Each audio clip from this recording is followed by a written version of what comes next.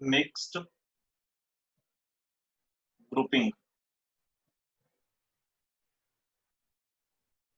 फिर इस तो बाद पढ़ांगे जी ਆਪਾਂ ਇਹਦੇ न्यूमेरिकल्स कि ग्रुपिंग ਦੇ न्यूमेरिकल ਕਿੱਦਾਂ ਸੋਲਵ ਕਰਨੇ।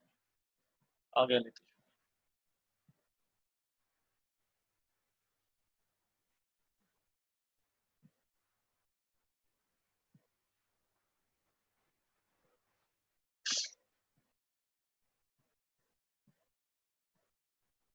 चलो तो आप पढ़ रहे जी मिक्स्ड ग्रुपिंग। हुण देखो पहला सीरीज पढ़िया है ना, फिर हुण पैरेलल। मतलब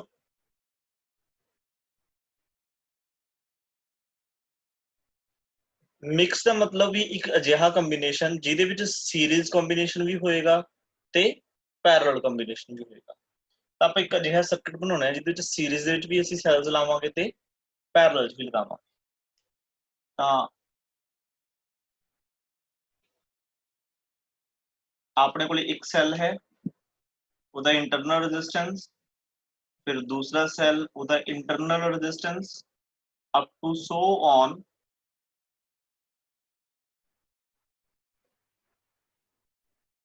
दिस वन।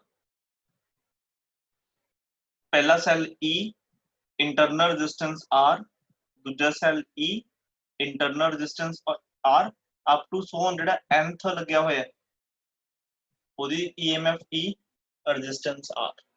ਇਹਨੂੰ ਇੱਕ रो बोलते हैं। एक रो ਦੇ ਵਿੱਚ ਕਿੰਨੇ ਸੈੱਲ ਲੱਗੇ ਹੋਏ ਨੇ n ਕੀ ਨੇ नंबर ऑफ सेल्स इन अ रो, मतलब सीरीज ਦੇ ਵਿੱਚ ਨੇ n। ठीक है जी। फिर एक रो मैं और बना देना है positive negative resistance, positive negative resistance up to so on positive negative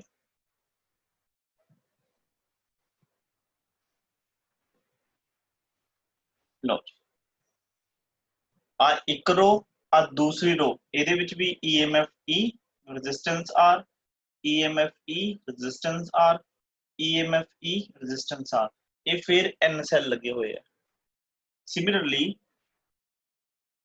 as it is की है number of cells each row ਦੇ ਵਿੱਚ ਲੱਗੇ ਹੋਏ ਨੇ।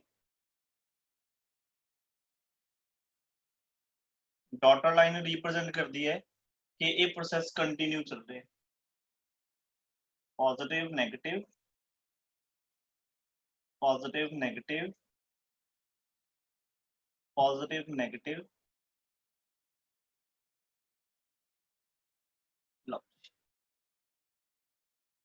EMF E internal resistance R, EMF E internal resistance R, EMF E internal resistance R। ते ਜਿਹੜੀਆਂ ਦੇਖੋ ਆਪਣੇ ਕੋਲ ਇੱਕ ਰੋ ਹੈ, ਇਹ ਦੂਸਰੀ ਰੋ ਹੈ, ਇਹ ਤੀਸਰੀ ਰੋ ਹੈ। ਇਸ ਤਰੀਕੇ ਦੇ ਨਾਲ ਆਪਣੇ ਕੋਲ m ਰੋਜ਼ ਨੇ। m ਕੀ ਨੇ ਨੰਬਰ ਆਫ ਰੋਜ਼, मतलब ਤੁਸੀਂ ਕਹਿ ਸਕਦੇ ਹੋ m ਨੂੰ ਕਹਿ ਸਕਦੇ ਹੋ ਸੈਲਸ ਇਨ ਪੈਰਲਲ। देखो इस तरीके ਦੇ ਨਾਲ ਕਿੰਨੇ ਨੰਬਰ ਆਫ ਸੈਲ ਨੇ n, ਪੈਰਲਲ ਚ ਕਿੰਨੇ ਨੰਬਰ ਆਫ ਸੈਲ ਨੇ m। ਤਾਂ ਇਸ ਤਰ੍ਹਾਂ ਦੀ ਕੰਬੀਨੇਸ਼ਨ ਨੂੰ ਬੱਚੇ ਅਸੀਂ ਕੀ ਬੋਲਦੇ ਆ ਮਿਕਸਡ ਗਰੁੱਪਿੰਗ। ਦੇਖੋ ਇੰਨੀ ਗੱਲ ਸਮਝ ਲੱਗੀ ਪਹਿਲਾਂ? हाँ जी सर। बोर्ड वगैरह क्लियर है ना सारा? Yes sir. ठीक है जी, ओके। तो हुण ਅਸੀਂ ਕੀ ਇਕੁਏਸ਼ਨ ਬਣਾਉਣੀ ਉਹੀ ਕਰੰਟ ਦੀ ਵੀ ਕਰੰਟ ਕਦੋਂ ਮੈਕਸਿਮਮ ਹੋਏਗਾ। ਠੀਕ ਹੈ, ਪਰ ਪਹਿਲਾਂ ਥੋੜਾ ਜਿਹਾ ਅਸੀਂ ਸਟਰਕਚਰ ਨੂੰ ਸਮਝ ਲੈਣਾ ਹੈ। ਹੁਣ ਦੇਖੋ ਇੱਕ ਸੀਰੀਜ਼ ਦੇ ਵਿੱਚ n ਨੰਬਰ ਆਫ ਸੈਲਸ ਲੱਗੇ ਹੋਏ ਹੈ ਤੇ ਇਹੋ ਜਿਹੀਆਂ ਰੋਜ਼ ਕਿੰਨੀਆਂ ਨੇ m ਨੇ। ਜੇ ਮੈਂ ਤੁਹਾਨੂੰ ਪੁੱਛਾਂ ਵੀ ਟੋਟਲ ਨੰਬਰ ਆਫ ਸੈਲਸ ਨੇ ਇਸ ਦੇ ਵਿੱਚ ਕਿੰਨੇ ਨੇ, ਤੁਸੀਂ ਦੱਸ ਸਕਦੇ ਮੈਨੂੰ ਟੋਟਲ ਨੰਬਰ ਆਫ ਸੈਲਸ इस कॉम्बिनेशन कितने टोटल नंबर ऑफ सेल्स ने? mn sir. Very good, mn, बहुत अच्छे। mn बड़ा सिंपल है जी। जे मैं तुहानू कहा देखो भी 5 रेजिस्टेंस की है सीरीज च लगे हुए ने, 5 रेजिस्टेंस के कॉम्बिनेशन पैरेलल च ने, तो 5 गुणा 5 मतलब कितने हो गए 25 सैल हो गए मतलब m इंटू n मतलब जो भी तुसी total number of cells find करने हैं ਜਾਂ ਤੁਹਾਨੂੰ गिवन है दैट मींस ਤੁਹਾਨੂੰ mn गिवन है ठीक है जी ओके गुड ਹੁਣ मैं ਜੇ ਤੁਹਾਨੂੰ ਪੁੱਛਾਂ ਵੀ ਜੋ ਸੀਰੀਜ਼ ਦਾ ਨੈਟ ਰੈਜ਼ਿਸਟੈਂਸ ਹੈ ਉਹ ਕਿੰਨਾ ਗਾ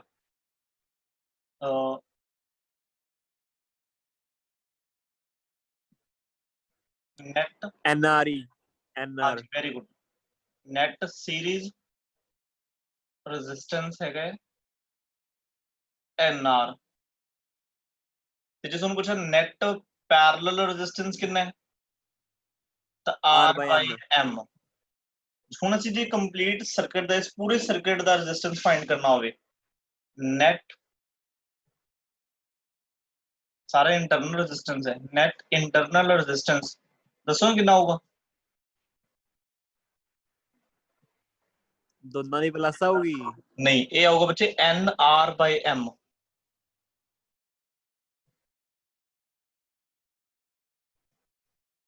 इतना होएगा आ देखो सीरीज ਦੇ ਵਿੱਚ NR पैरेलल ਚ R by M ਤੁਸੀਂ ਕੋਈ ਵੀ ਐਗਜ਼ਾਮਪਲ ਲੈ ਕੇ ਦੇਖ ਸਕਦੇ ਹੋ ਮੈਂ ਤੁਹਾਨੂੰ ਐਗਜ਼ਾਮਪਲ ਲੈ ਕੇ ਦੱਸਾਂ ਮੰਨ ਲਓ ਆਪਣੇ ਕੋਲ ਸੀਰੀਜ਼ ਵਿੱਚ ਤਿੰਨ ਰੈਜ਼ਿਸਟੈਂਸ ਨੇ ਮੰਨ ਲਓ ਆ ਇੱਕ ਰੈਜ਼ਿਸਟੈਂਸ ਫਿਰ ਆ ਦੂਸਰਾ ਰੈਜ਼ਿਸਟੈਂਸ ਆ ਤੀਸਰਾ ਰੈਜ਼ਿਸਟੈਂਸ ਤਿੰਨ ਨੇ ਠੀਕ ਹੈ ਤੇ ਪੈਰਲਲ ਦੇ ਵਿੱਚ ਮੈਂ ਮੰਨ ਲਓ ਤਿੰਨ ਮੈਂ रोज बना लिया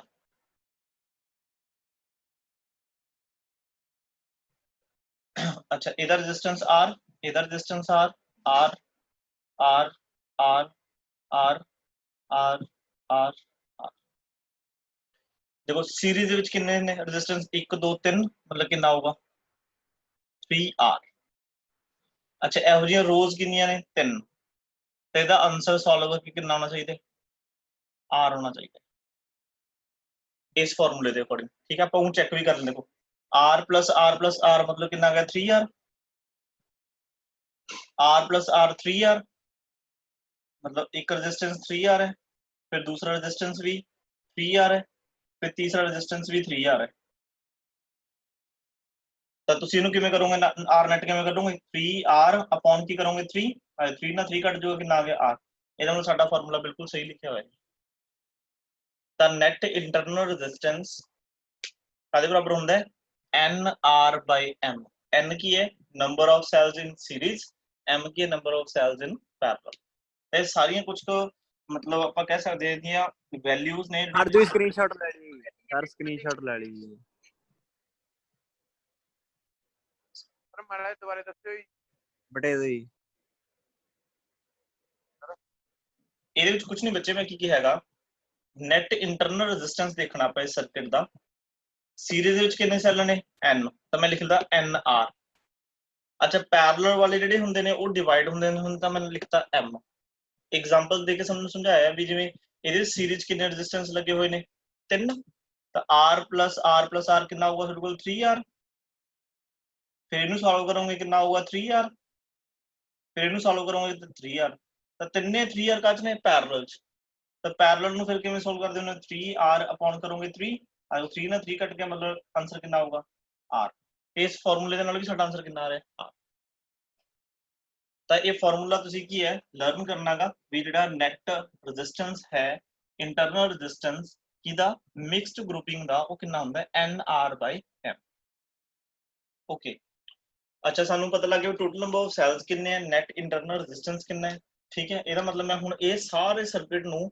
ਇੱਕ ਛੋਟੇ ਸਰਕਟ ਚ ਕਨਵਰਟ ਕਰ ਦਿੰਦਾ ਕਿਵੇਂ ਕਨਵਰਟ ਕਰੂੰਗਾ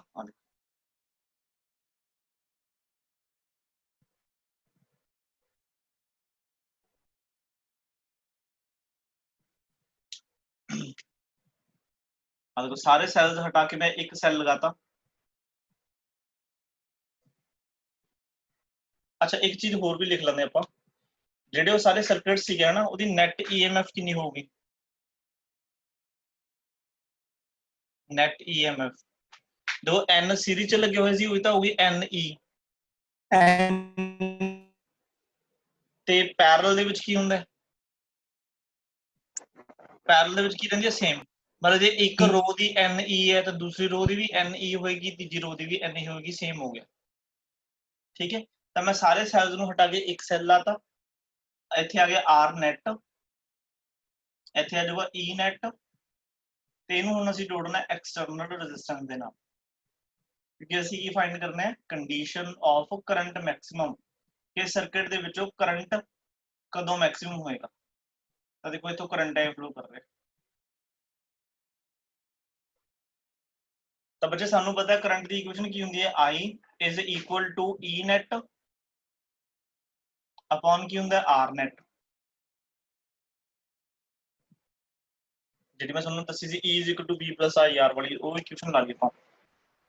ਅੱਛਾ E net ਕਿੰਨੀ ਹੈ, ਇਹ ਹੈਗੀ ਬੱਚੇ NE अपॉन R net ਕਿੰਨਾ ਹੈ, ਦੇਖੋ ਇੱਕ ਤਾਂ R net ਹੈਗਾ ਇੰਟਰਨਲ ਜਿਹੜਾ ਸਾਡੇ ਕੋਲ A ਪਿਆ, ਪਲੱਸ ਉਹਦੇ ਵਿੱਚ ਸੀਰੀਜ਼ ਕਿਹੜਾ ਐਡ ਹੋ ਰਿਹਾ ਹੈਗਾ, ਐਕਸਟਰਨਲ ਰੈਜ਼ਿਸਟੈਂਸ, ਤਾਂ ਕੀ ਹੋਊਗਾ ਇਹ R plus R net ਕਿੰਨਾ ਹੈ, NR/M। ਆ ਦੇਖੋ ਸਟੈਪ ਕਲੀਅਰ ਹੈ। हाँ जी सर। ਇਹਦਾ ਮੈਂ ਐਲਸੀਐਮ ਲੈ ਲੈਣਾ, ਤਾਂ I is equal to, देखो M ऊपर आ जाऊगा एलसीएम लेके, MNE अपॉन ਇੱਥੇ ਆਊਗਾ MR plus NR, ਆ ਬਣ ਗਈ ਜਿਹਦੀ ਕਰੰਟ ਦੀ ਇਕੁਏਸ਼ਨ। ਆ ਦੇਖੋ ਇੱਥੇ ਆ ਗਿਆ ਨਾ MN, मतलब total number of sales the EMF, ठीक है, ਆਟੋਮੈਟਿਕਲੀ ਇੱਥੇ ਕੀ ਆ ਗਿਆ, ਟੋਟਲ ਨੰਬਰ ਆਫ ਸੈਲਸ ਆ ਗਏ।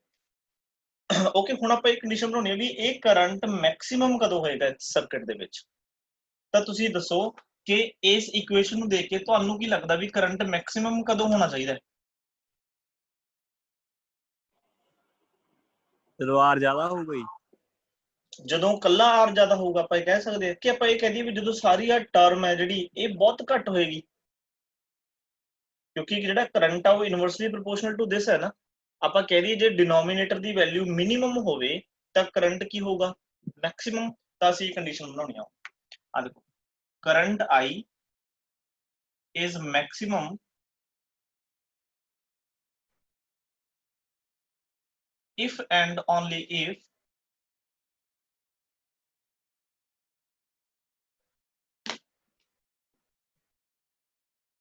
MR plus NR is minimum, ਇਹਨੂੰ ਮਿਨੀਮਮ ਕਰਨ ਦਾ ਕੀ ਹੈ, ਸਟੈਪ ਕੀ ਹੈ, ਹੁਣ ਥੋੜਾ ਜਿਹਾ ਧਿਆਨ ਰੱਖਣਾ। ਤੁਹਾਨੂੰ ਪਤਾ ਹੈ ਕਰੰਟ ਕੀ ਹੋਊਗਾ, maximum if and only if ਜੇ MR plus NR ਕੀ ਹੈ, ਮਿਨੀਮਮ। ਤਾਂ ਦੇਖੋ ਜਿਹੜਾ MR plus NR ਹੈ, ਇਹਨੂੰ ਦੇਖੋ ਮੈਂ ਐਦਾਂ ਲਿਖ ਸਕਦਾ, root of MR minus root of NR the whole square plus root 2 MNR into R। ਹੁਣ ਦੇਖੋ ਮੈਂ ਸਮਝਾਉਣਾ ਵੀ ਮੈਂ ਕਿਵੇਂ ਕਿਉਂ ਲਿਖਿਆ ਏਦਾਂ। ਦੇਖੋ MR plus NR ਇਹਦੇ ਇਕੁਅਲ ਹੋਏਗਾ ਜੇ ਇਹ ਸਾਰੀ ਟਰਮ ਨੂੰ ਮੈਂ ਸੋਲਵ ਕਰਦਾ। ਇਸ ਨੂੰ ਸਟੈਪ ਥੋੜਾ ਯਾਦ ਰੱਖਣਾ ਪਊਗਾ। ਇਹਨੂੰ ਮੈਂ ਸੋਲਵ ਕਰਕੇ ਦਿਖਾਉਣਾ ਤੁਹਾਨੂੰ, ਦੇਖਦੇ ਕੀ ਬਣਦਾ। देखो इनू करोगे ए स्केयर मतलब MR, इनू करोगे प्लस B स्केयर, फिर माइनस 2 AB, वो 12 आएगा सच, इतना 2 AB प्लस देखो मैं टर्म ऐड करती MN आर आर, आ देखो ਇਹਦੇ ਨਾਲ कैंसिल हो रही है, ਇਹਦਾ मतलब MR plus NR is equal to MR plus NR है। ਇਹਦਾ मतलब मैं कह सकदा भी मैं इस टर्म ਨੂੰ ਇਸ ਫਾਰਮ 'ਚ ਲਿਖ ਸਕਦਾ, ਕੋਈ ਦਿੱਕਤ ਨਹੀਂ ਹੈਗੀ ਕਿਉਂਕਿ ਦੋਨੇ ਇਕੁਏਸ਼ਨਸ ਕੀ ਨੇ, ਇਕੁਅਲ। ਹੁਣ ਮੈਂ ਕੀ ਚਾਹਣਾ ਹੈ ਕਿ ਜਿਹੜੀ ਆਹ ਵਾਲੀ ਵੈਲਿਊ ਹੈ ਨਾ MR plus NR ਦੀ, ਇਹ ਮਿਨੀਮਮ ਹੋਵੇ। ਹੁਣ ਮਿਨੀਮਮ ਦੇ ਲਈ ਕੀ ਹੋਊਗਾ, ਦੇਖੋ ਆਹ ਕੁਆਂਟੀਟੀ ਪਲੱਸ ਇਹ ਕੁਆਂਟੀਟੀ ਤਾਂ ਹੈਗੀ ਹੈ, ਇਸ ਕੁਆਂਟੀਟੀ ਨੂੰ ਤਾਂ ਆਪਾਂ ਘਟਾ ਨਹੀਂ ਸਕਦੇ, ਜਿੰਨੀ ਹੈਗੀ ਉਨੀ ਰਹੂਗੀ। ਇਸ ਕੁਆਂਟੀਟੀ ਨੂੰ ਥੋੜਾ ਧਿਆਨ ਨਾਲ ਦੇਖੋ, ਜੇ ਮੈਂ ਤੁਹਾਨੂੰ ਕਹਾਂ if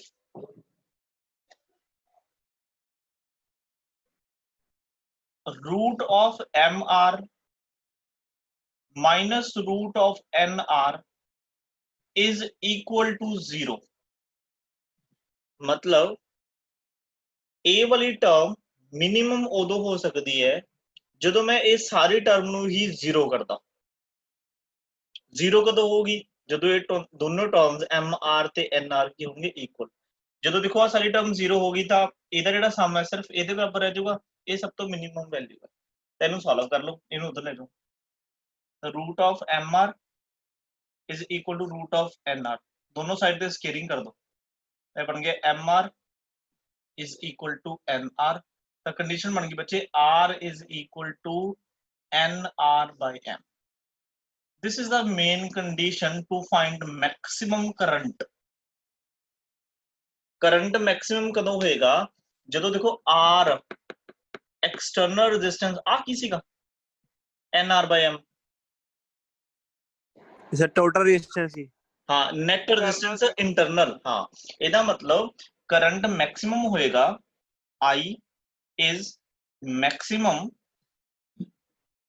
if and only if ਜਿਹੜਾ एक्सटर्नल रेजिस्टेंस है ਉਹਨੂੰ ਆਪਾਂ ਇਕੁਅਲ ਕਰ ਦਈਏ R net of internal resistance। ਇਹ ਕੰਡੀਸ਼ਨ ਬਣ ਗਈ ਜੀ ਇਹਦੇ ਵਿੱਚ। ਇਹਦੀ ਵੈਲਿਊ ਇੱਥੇ ਪੁੱਟ ਵੀ ਕਰ ਦੋ। पुट इन 1 ਜੇ ਅਸੀਂ मैक्सिमम करंट फाइंड करना है तो I maximum is equal to that is M N E upon। ਹੁਣ ਦੇਖੋ ਚਾहे ਇਹਨੂੰ इधर मल्टीप्लाई करोगे क्रॉस मल्टीप्लाई करोगे तो M capital R is equal to N small r होएगा। ਹੁਣ ਚਾहे इथे M R ਦੀ वैल्यू भर दो कैपिटल ਦੀ चाहे N R ਦੀ ਜਿਹੜੀ ਤੁਹਾਨੂੰ गिवन होएगी न्यूमेरिकल ਚ। ਤਾਂ मैं M R ਦੀ वैल्यू पुट करन लग गया N R प्लस की हो गया एन आर। तो I maximum is equal to M N E upon 2 N R, N नाल N कैंसल, तो maximum current M E by 2 R होता है। लो this is our final answer. ये है जी मिक्स्ड ग्रुपिंग।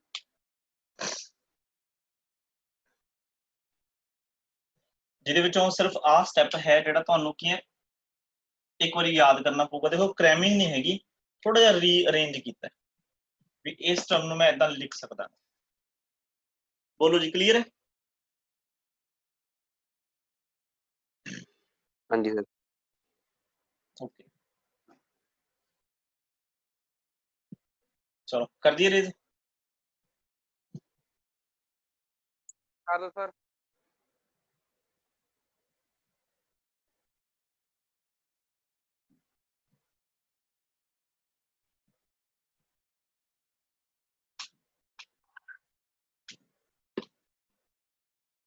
ਹੁਣ ਮੈਂ ਜਿਹੜੇ ਆਪਾਂ ਤਿੰਨੇ ਗਰੁੱਪਿੰਗ ਪੜੀਆਂ ਨੇ ਤਿੰਨਾਂ ਗਰੁੱਪਿੰਗ ਮੈਂ ਇੱਕ ਜਗ੍ਹਾ ਤੇ ਕੀ ਹੈ ਲਿਖ ਰਿਹਾਗਾ ਤਾਂ ਕਿ ਮਤਲਬ ਆਪਣੇ ਯਾਦ ਰਹਿ ਸਕੇ ਕੰਡੀਸ਼ਨਸ।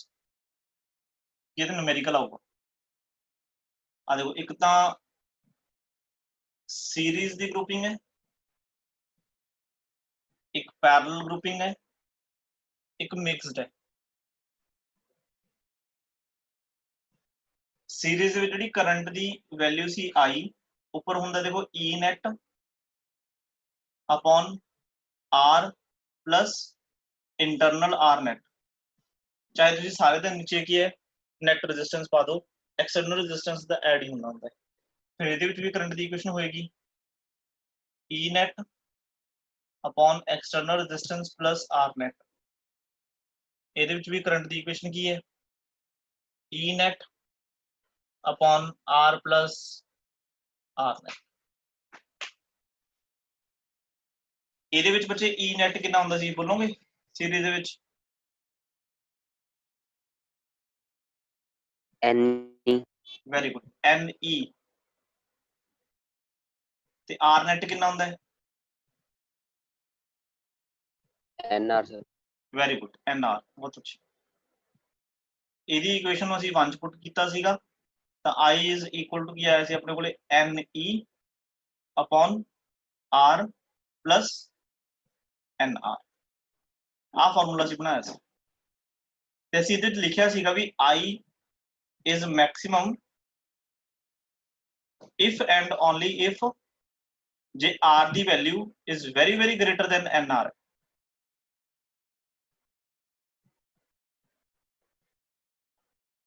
आ कंडीशन आप लाई सी, ठीक है। इंटरनल रेजिस्टेंस का सौखा है, पहचान करनी सौखी। हुण मान लो तुहानूं कोई न्यूमेरिकल आ जाए, मान लो ਉਹਦੇ ਵਿੱਚ ਤੁਹਾਨੂੰ ਕਹਿ ਦੇਣਾ ਵੀ ਇੰਟਰਨਲ ਰੈਜ਼ਿਸਟੈਂਸ ਹੈ ਜਿਹੜਾ ਕਿਸੇ ਸੈੱਲ ਦਾ ਉਹ 0.5 ਓਮ ਹੈ। ਮੰਨ ਲਓ 10 20 ਸੈੱਲ ਜਿੰਨੇ ਵੀ ਦਿੱਤੇ ਹੋਏ ਨੇ ਇਹ ਲੱਗੇ ਹੋਏ ਆ, ਤੇ ਐਕਸਟਰਨਲ ਰੈਜ਼ਿਸਟੈਂਸ ਤੁਹਾਨੂੰ ਕਹਿ ਦੇਣਾ ਵੀ 300 ਓਮ ਹੈ।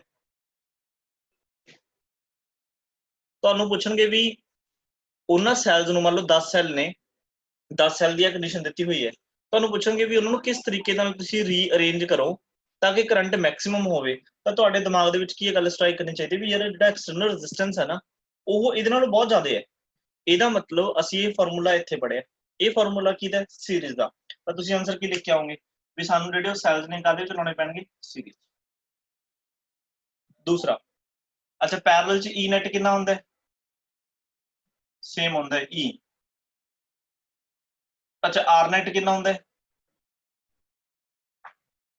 आर बाय एन लिखा सी ना, R by N, R by N ਇਹਦੀ वैल्यू पुट कर दो, तो E upon R plus R by N, इनू सॉल्व करोगे आई एन ऊपर चल जाएगा, एन आर प्लस आर ਆਪਣੇ ਇਹਦੇ ਵਿੱਚ ਆਪਾਂ ਕੀ ਲਿਖਿਆ ਸੀ? I is maximum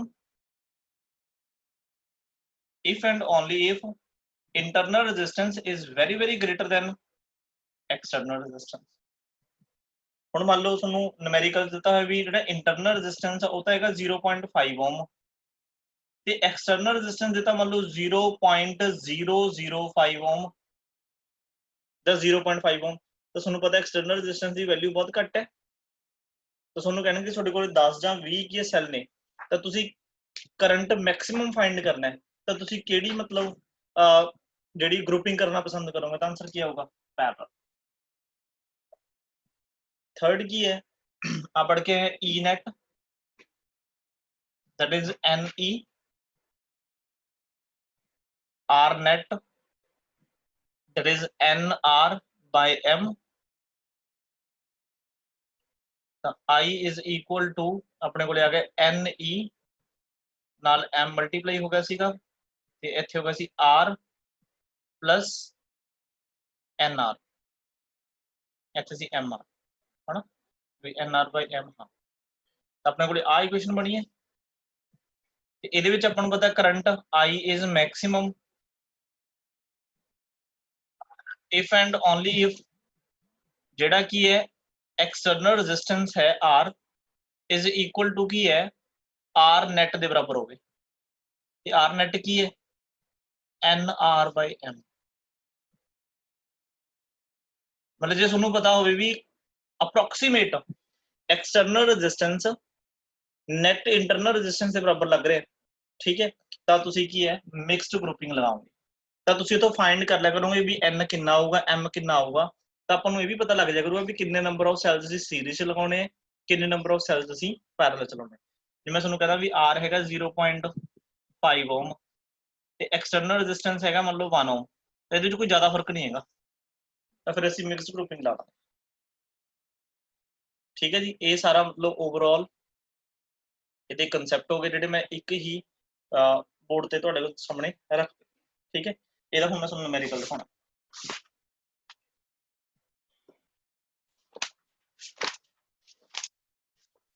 ਟਰਾਈ ਕਰਿਓ ਸੋਲਵ ਕਰਨ ਦੀ।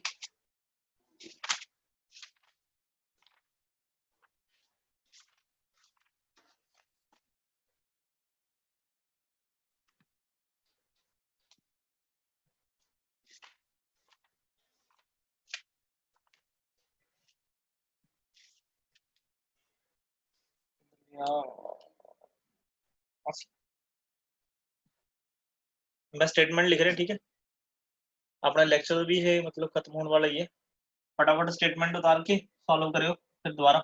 अच्छा ਜਿਹੜਾ मैं ਤੁਹਾਨੂੰ लिंक ਅੱਜ ना पहला वाला लिंक दोबारा ना ओपन करियो, वो कनेक्ट नहीं होना, मैं लिंक ਤੁਹਾਨੂੰ ਹੋਰ भेजूंगा।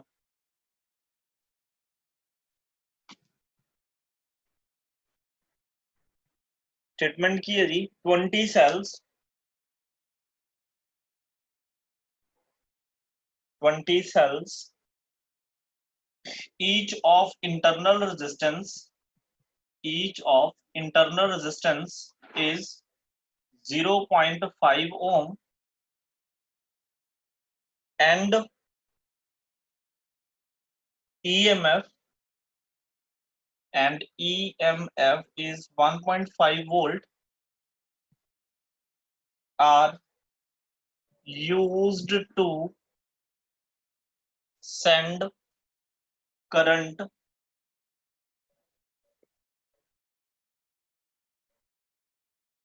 to an external resistance to an external resistance 500 ohm।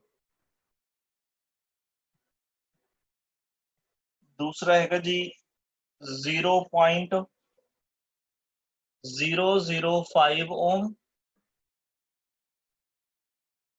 Third है 2.5 ohm। how would you arrange them to get maximum current